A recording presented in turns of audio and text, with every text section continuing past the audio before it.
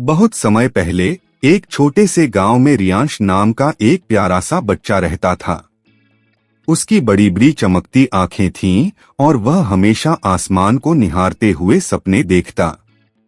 काश मैं भी पंछियों की तरह उड़ पाता। रियांश के घर के पास एक पुराना बरगद का पेड़ था।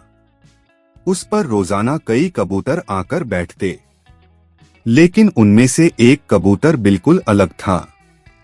वह बाकी कबूतरों से बहुत बड़ा और शक्तिशाली था। उसके सफेद पंख सूरज की रोशनी में ऐसे चमकते जैसे चांदी की परत।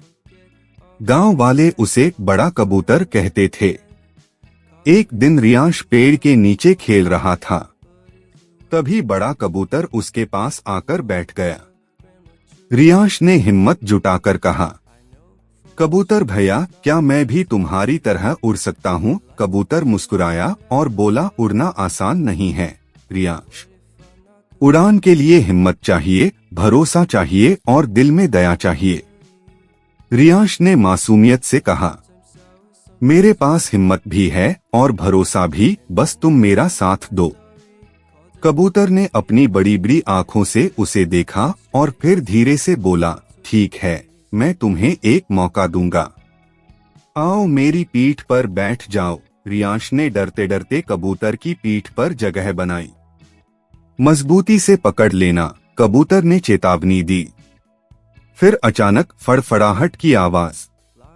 कबूतर ने अपने पंख फैलाए और आसमान की ओर उड़ चला। नीचे गांव छोटे छोटे खिलौनों जैसा दिखने लगा। खेत हरे कालीन जैसे लगने लगे और नदियां चांदी की लकीरों जैसी चमकने लगीं।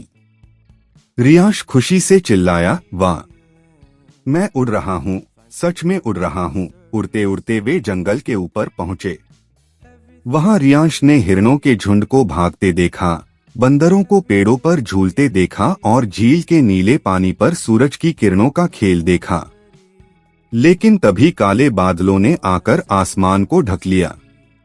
तेज आंधी चली और बिजली चमकने लगी। कबूतर बोला, रियांश, अब तुम्हारी हिम्मत की परीक्षा है। अगर डर गए तो गिर सकते हो। मजबूती से पकड़ लो और भरोसा रखो। रियांश ने अपनी आंखें बंद की और पूरे दिल से कबूतर पर भरोसा किया।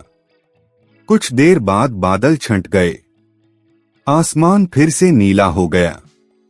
कबूतर ने रियांश को ऊंचे पहाड़ की चोटी पर उतारा और कहा, देखो, डर से भागने से नहीं, डर का सामना करने से ही असली उड़ान मिलती है। रियांश मुस्कुराया और बोला, धन्यवाद कबूतर भैया। अब मुझे समझ आया कि सपने सिर्फ चाहने से पूरे नहीं होते, उन्हें जीने के लिए साहस चाहिए। कबूतर ने सिर झुकाकर कहा, याद रखना, उड़ान सिर्फ पंखों से नहीं, दिल से होती है।